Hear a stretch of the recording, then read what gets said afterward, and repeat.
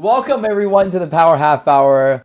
Today we have a very special guest, one of our very own. I met this great agent out in Seattle actually in 2017 at Thatch Wynn's Springboard to Wealth event, and been keeping in touch ever since. And we actually got to partner together here at EXP. I think starting 2020. So today.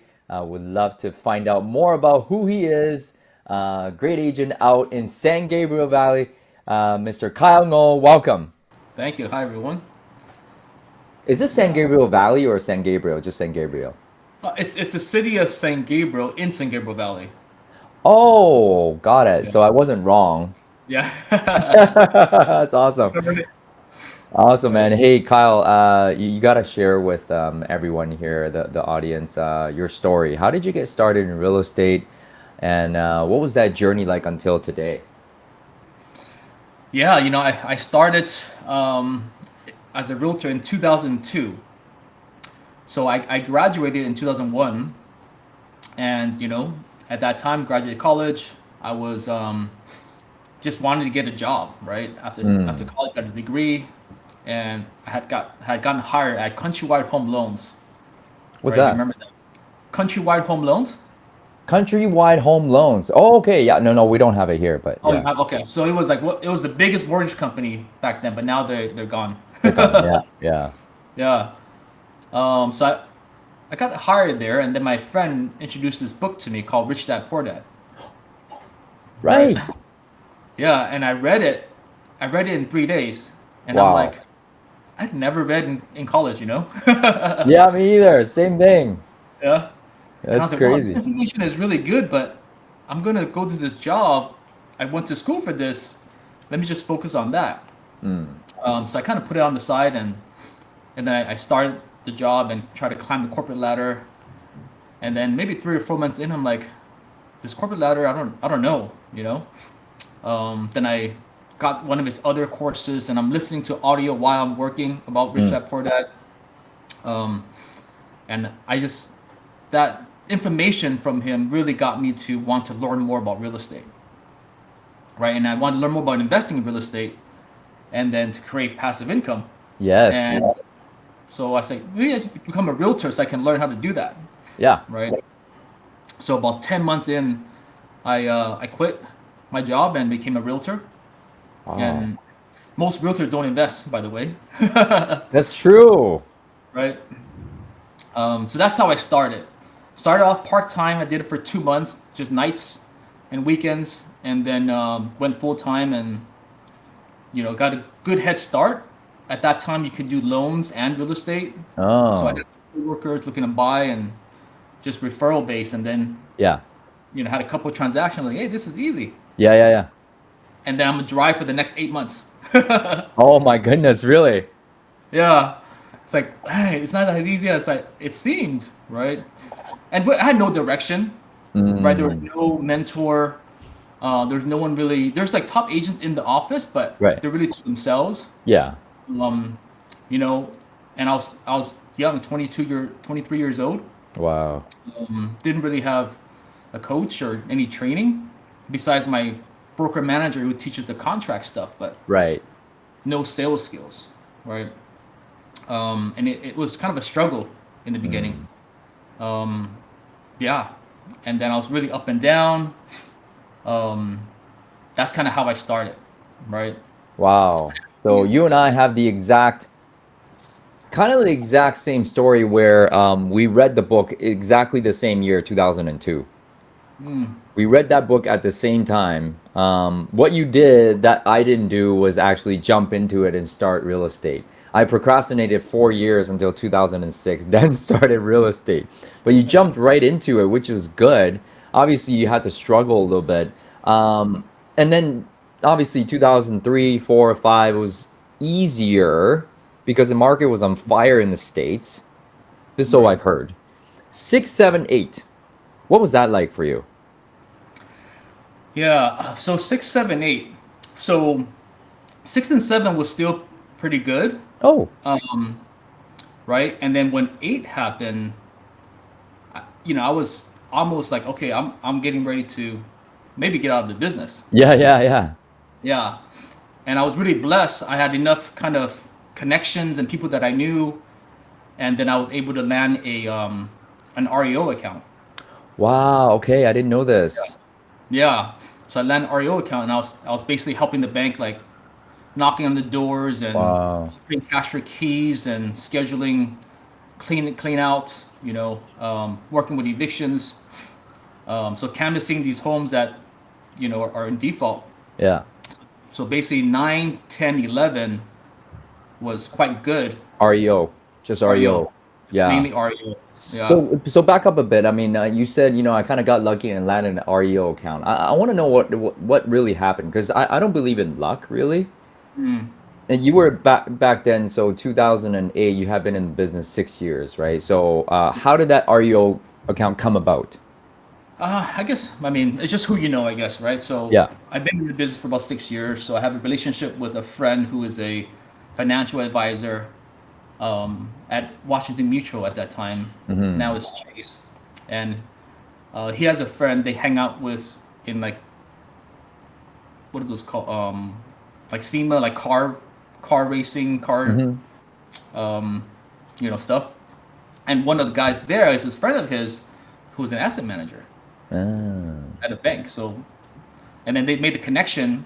So I interviewed for it. I think they consider a few different agents, and he ended up going with me.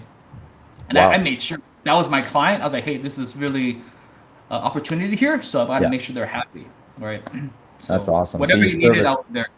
yeah, you service that account to the fullest, I'm sure, like because Yeah. everybody else was like starving at that time. The few agents that made it through the 2008 financial crisis unscathed were the people who landed their REO accounts. But Mhm. I do believe that because you didn't quit, you said you wanted to quit, almost had to get out of the business. Because you didn't quit, that opportunity showed up, Yes. right? But it was tough in 2008, right? For Yeah, you it was until that happened. until that happened. Yes, Yeah, for yeah, sure. I remember it was just like it was. It's like, man, like what's going on, right? yeah, And yeah. I had all these investments, and I was over leveraged, and the market dropped that too, right? So I had a short sale, I had some foreclosures, I had to deal Wow. with that stuff. So then that was like, man, I'm like, and my credit was so important to me at that time. Mm, When I had to let it go, I was like something, you know, about me, like that's not right, right? mm. So it was tough. So I think a lot of people was going through that stuff at that time. For sure. And Um, when you accumulate that many properties, how many did you have during that time at the height of it? like 15 properties. 15 properties at 28 years old, 26, Yeah, 27, 28 years old.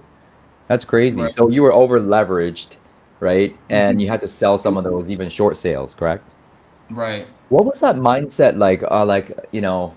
Man, I screwed up, or like, what would you say to yourself during that time when you had that setback? Yeah, you feel kind of like a loser, you Yeah, know? that's what yeah, that's what I'm alluding to. Yeah. So how did you get yourself out of that? Because you can beat yourself up pretty quickly, right? Like you're going Right. backwards, you know? Yeah, I think you got to just really reflect, right? Think about what we're grateful for, what we're Mm. appreciative of, what's good in our life. Ah, I mean, we can't get that to that space right away. yeah. It takes some time of just being in your shit, like, and right. It's just sometimes we have to be in there for a little bit, and then we know, hey, there's no way else but to move forward. Mm. And then you just kind of take steps to move forward, and then after a while you realize, hey, these are just learning lessons, Mm. right? And then when you hear about successful people, many of them have foreclosures or bankruptcies, and it's part of being a business person, you know, Mm. I love learning that. and growing. So I just take those all as learning lessons. Did better when the market started turning. Yeah. Conservatively, Yeah, yeah, yeah. um, yeah.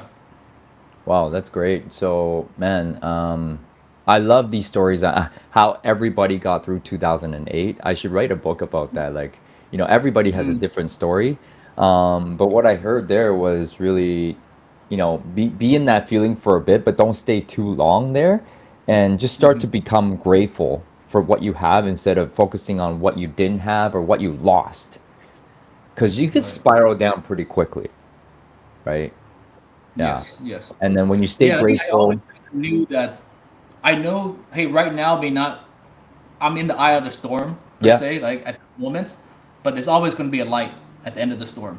So I Mm, just kind of know that hey, there's lights there. It's a matter of when, right? yeah, this I just this gotta too. weather the storm right now to break through. I love that. This too shall pass, and there's always light at the end of the storm. Um, Always a rainbow after the rain, right? Yes. So just keep at it. But why do you think most people give up? They just quit. So I don't know. It's a good question. I think sometimes you just don't hang in there long enough. That's Yeah. probably most. If they don't hang in there long enough, they think it's I'm done, right? Mm. And sometimes it gets to that point where you're almost going, and you just stay a little bit further Yeah. than you know. And we don't know that little bit further is. 'Cause it could be another year or two, or but we kind of hang in there. Um, It's it's an unknown and it's scary, right? But I think 100% of the time when I see agents that really stick it out, that stayed and didn't quit, they always come out of the other side successful. And it has made them stronger as salespeople, stronger as human beings, right? They just get tougher. And like you said, these are just learning lessons. So if you're going through a hard time right now, you're listening to this, it's only a learning lesson. And this too shall pass. It's only a matter of time till you break through. It's not if you will, but if you quit, it won't matter, right? So right. now take me from 2011 all the way to now. Like what's been your journey like?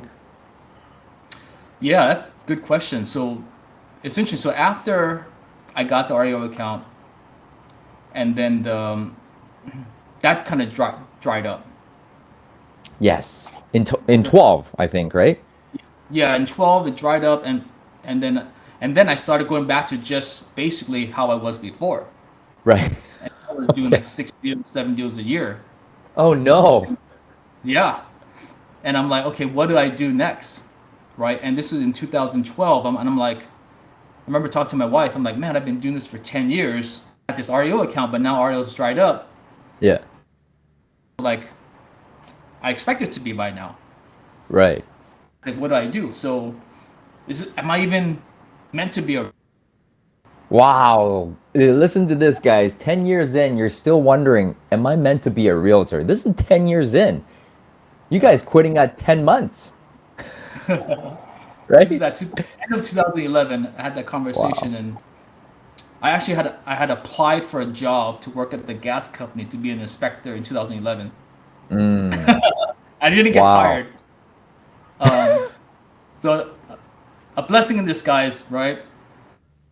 I had to make some sort of change, and I came across Thatch around that year, Mm. and I was listening to stuff and law of attraction Yeah. and building advocates, and I really changed my business instead of like what's in it for me Mm. and serve clients. How do I Ooh.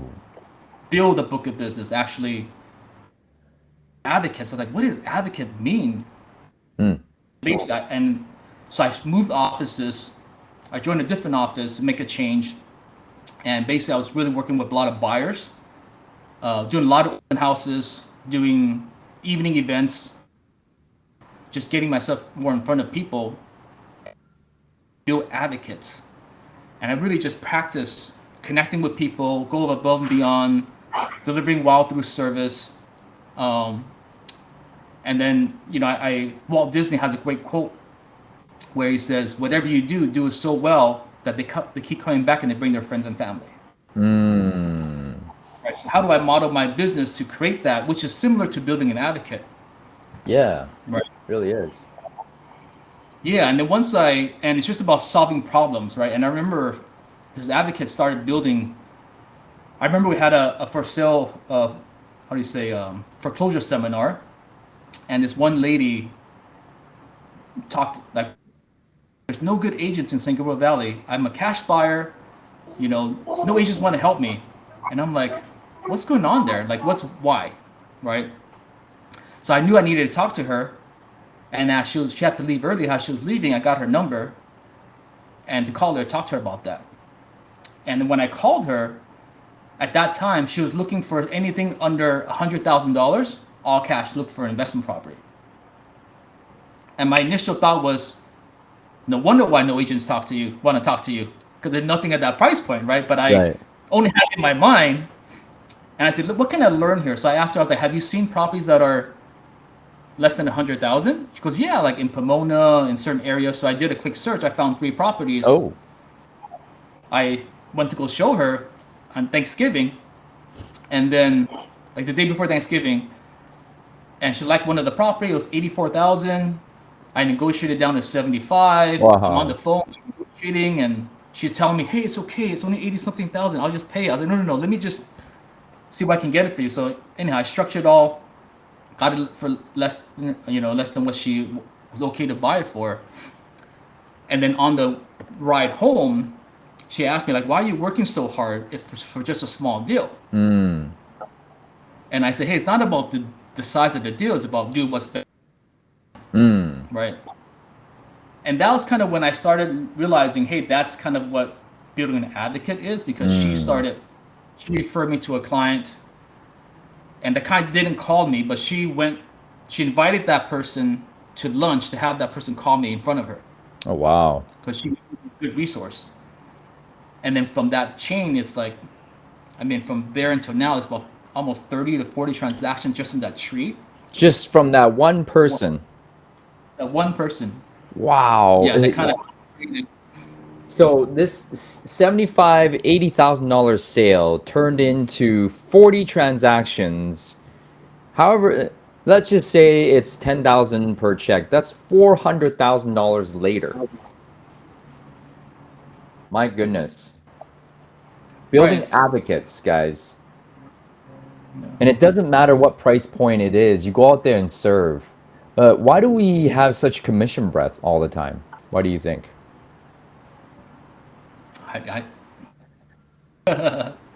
Right, I know. I think it's just because we want to make the money. Right, we want to make money, and people are thinking, how much money can I make?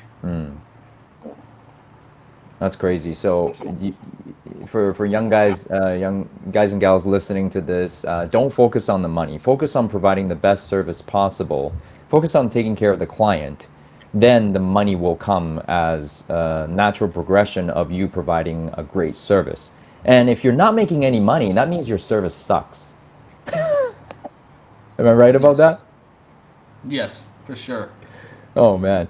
So that's how you build the business, guys, and that's how Kyle built it until today. But today your business is a little bit different. Now you got a team, right?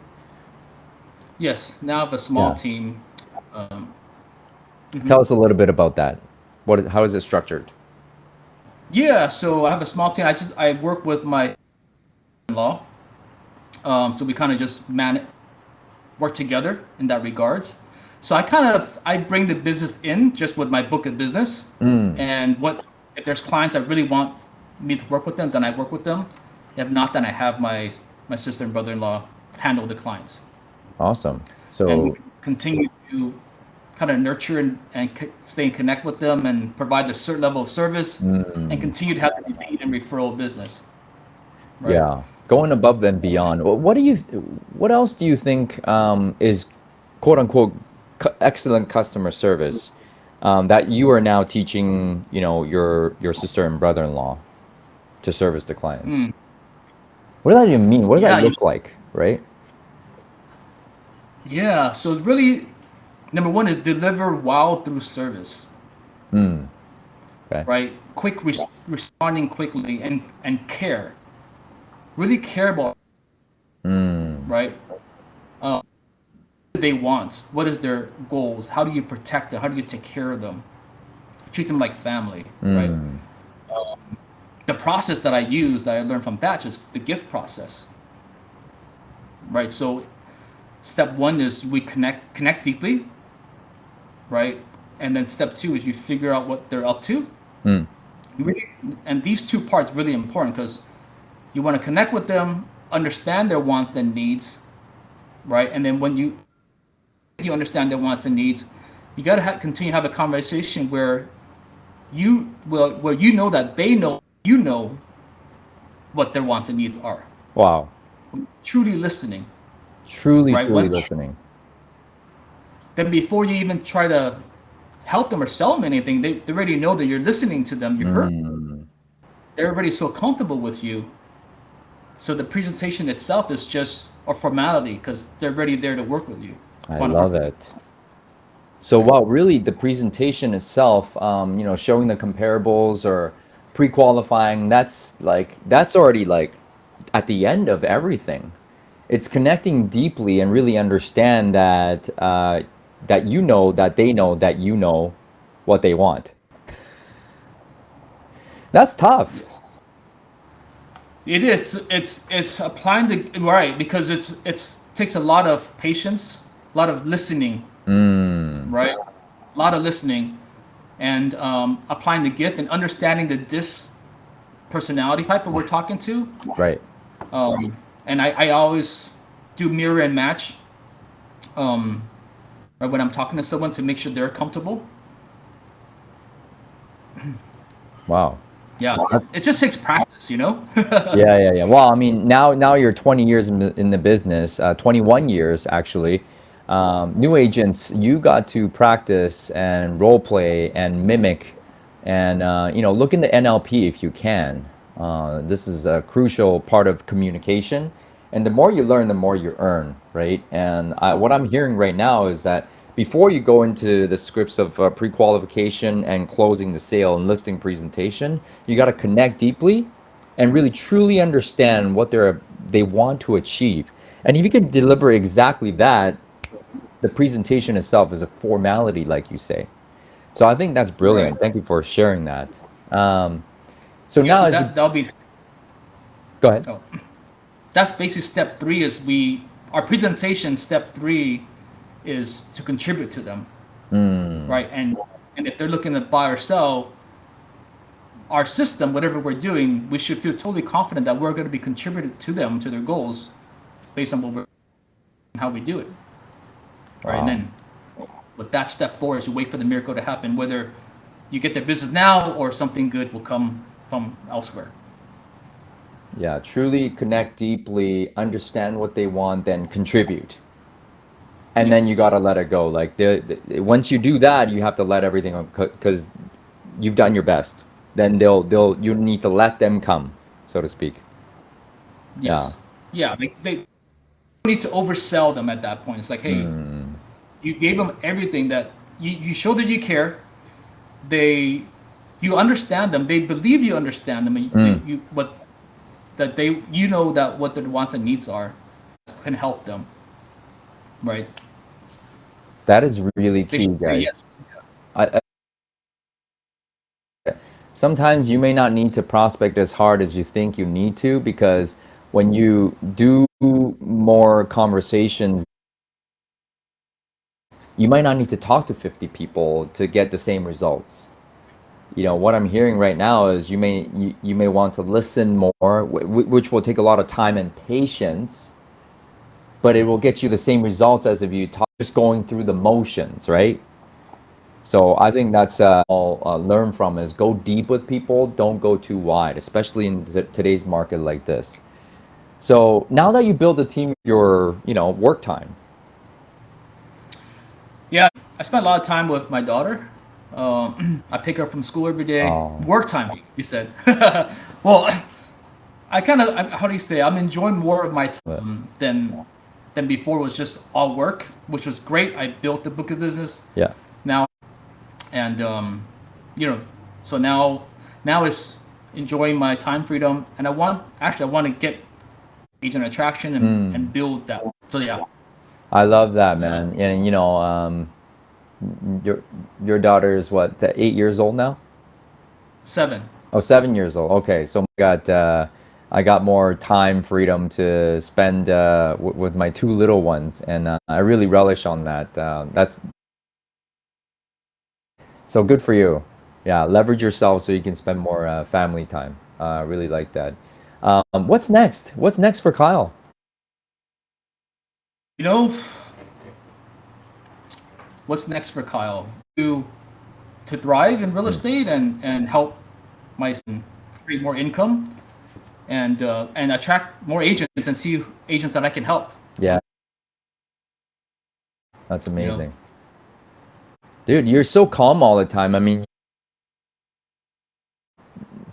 very kind and non-emotional demeanor. Or did you develop this through years of the grind?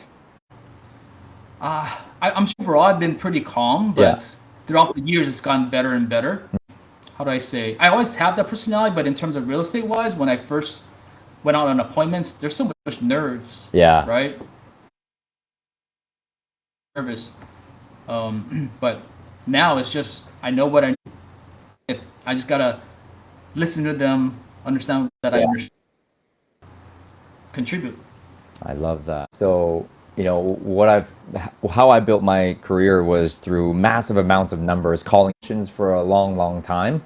It was not until I actually started, the ratios went from 100 contacts to one listing taken, was through like, 2 to 3 years only. But I really learned to just connect deeply with people. So I think everybody has to learn that. Not only do we have to talk to a lot of people to succeed in what they want, if you combine the two, a lot of numbers with some empty unstoppable, right? Then you couple that with social media and whatnot, you're just going to dominate. Um, Kyle, I think, for the audience to 2023 and going into 2024, what do you think? Uh, right. If you really want it, go get it. Learn as that someone find someone that's already successful. It's so simple, isn't it, Kyle? Find a mentor, get a coach, find a mentor, and just never keep learning so you can earn a lot more money. So, man, phenomenal for sharing your story, and I think a lot of people can take and learn from what you shared today to go and crush 2023. How can people reach you if they want to join your team? I'm on Instagram, Facebook. If you want to give me a call, my number is 626 8. Right. Perfect. Again, 626